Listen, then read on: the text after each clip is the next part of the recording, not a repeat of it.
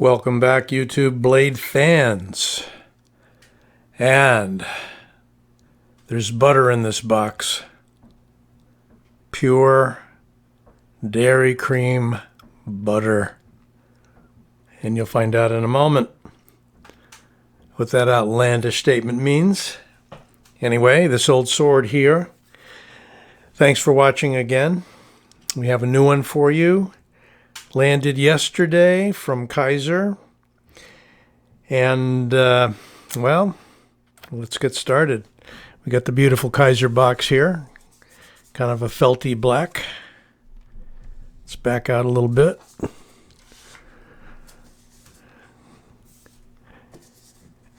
And the Kizer boxes, if you haven't opened one, open like that.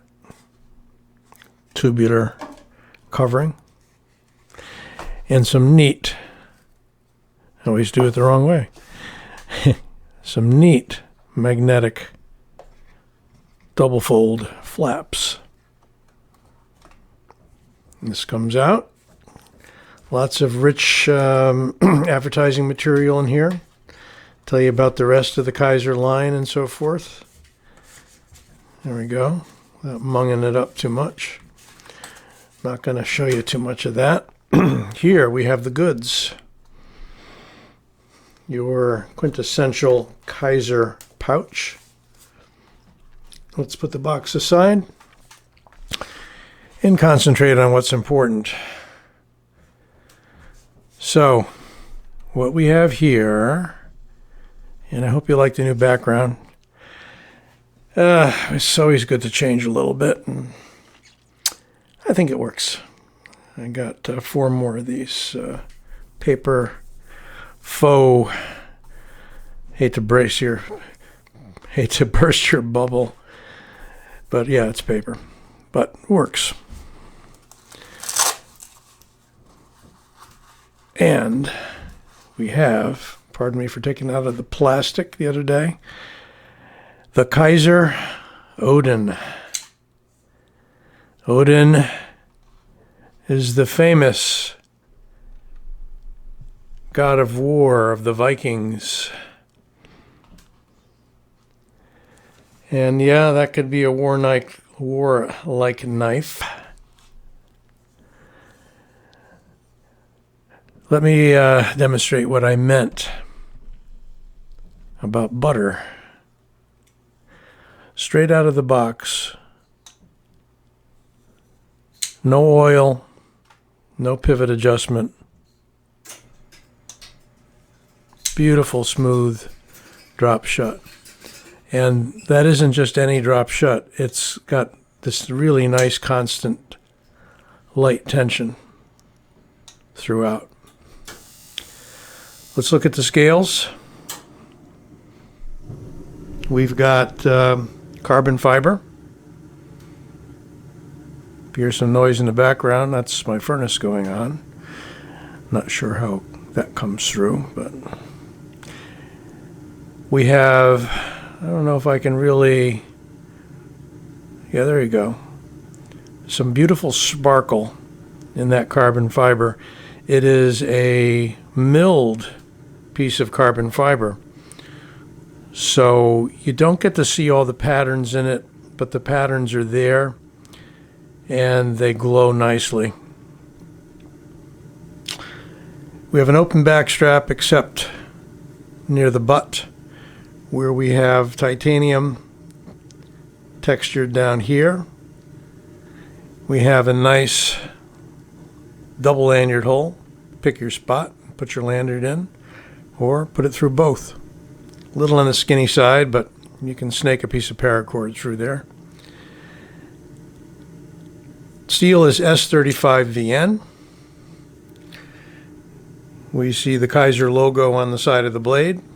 Relatively small. Not too much billboarding. We've got your steel on there. And a model number, I believe.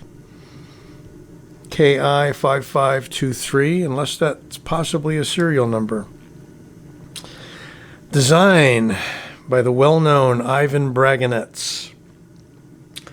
And I have a knife called the Rokot, R-O-K-O-T, by Real Steel. Check that out as well. Very much in the vein of this knife.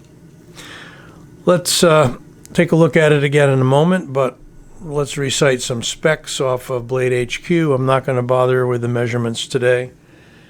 I'm going to throw them out there for you. It's a 9-inch overall blade,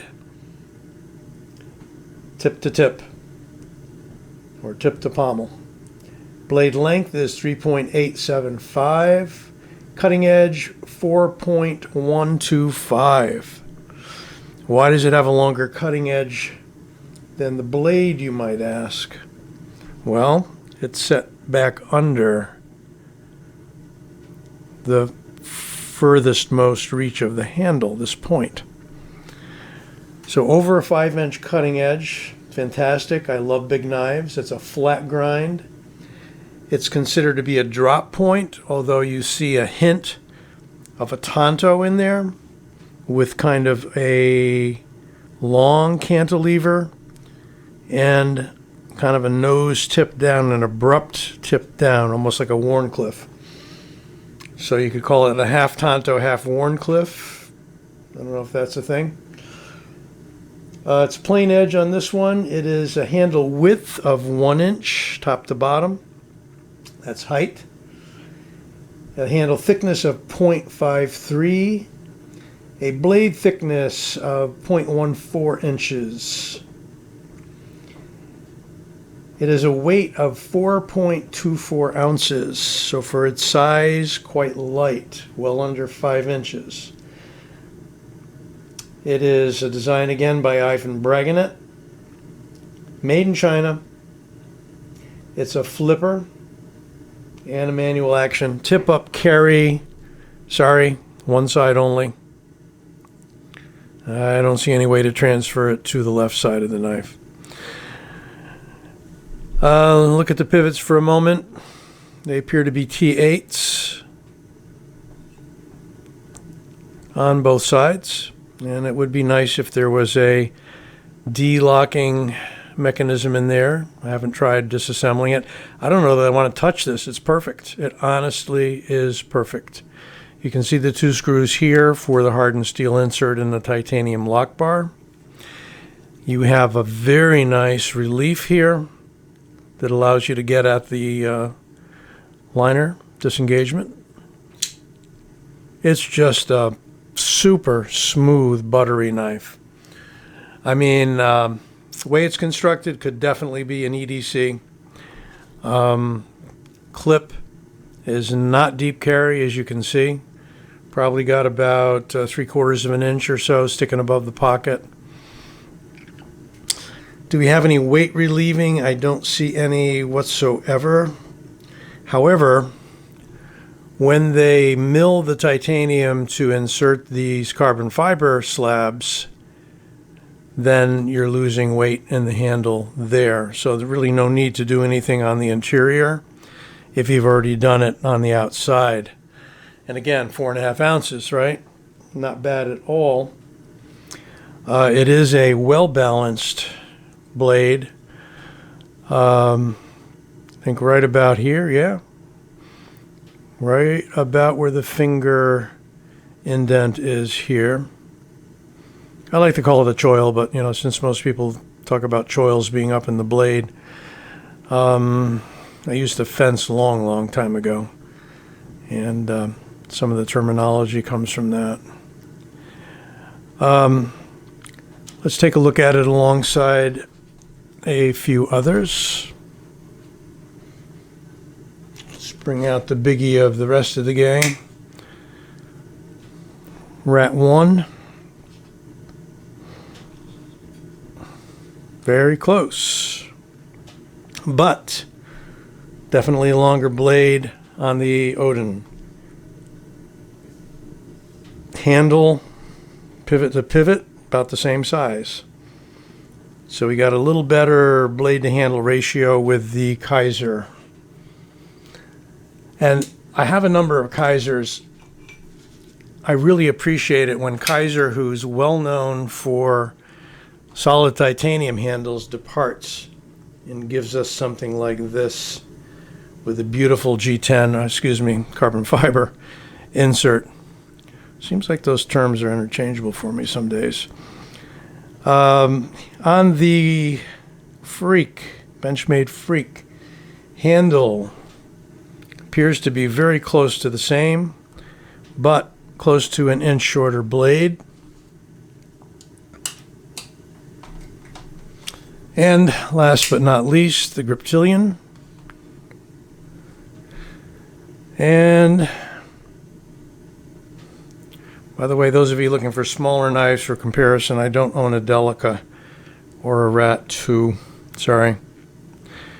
So we'll have to stick with these. But since I mainly review larger blades, I use these mid to larger knives for comparison. So definitely shorter blade on the Griptilian and a little bit shorter handle.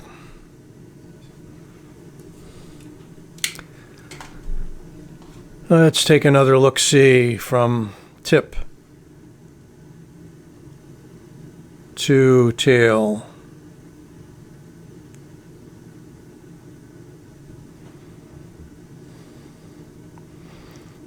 Coming in at around 189 for this, before any discounts. Notice that the insert does come above the base titanium handle. I don't mind that because there is such a heavy texture to it. You might not take advantage of that texture if that was flush with the handle, and also it lowers the price because they can do the insert and do the handle, put them together during production, and not have to smooth them down together on any kind of grinding or polishing belts. But you know, it's fine. It's absolutely fine. There's plenty of traction here. Yes, there is jimping on the back of the blade. It is not particularly aggressive. It's probably somewhat helpful. It's not slippery, but it is kind of a polished down jimping.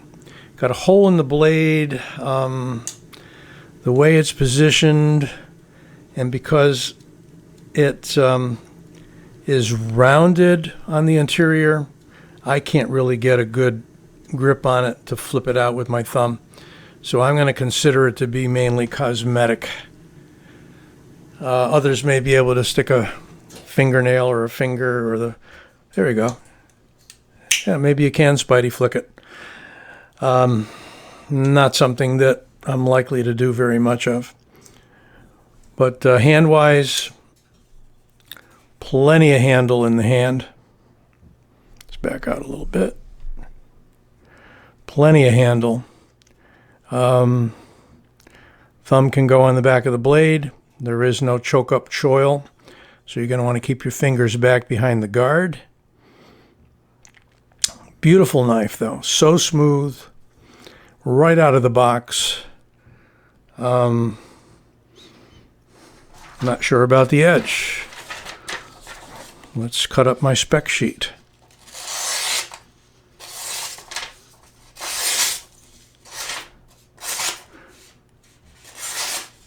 Could be better.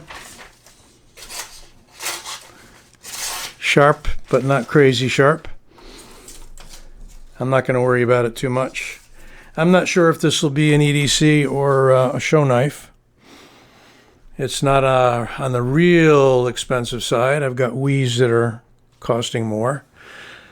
But it is a beautiful knife to behold. If you have an opportunity to pick one up, highly recommend it. Just a real showstopper.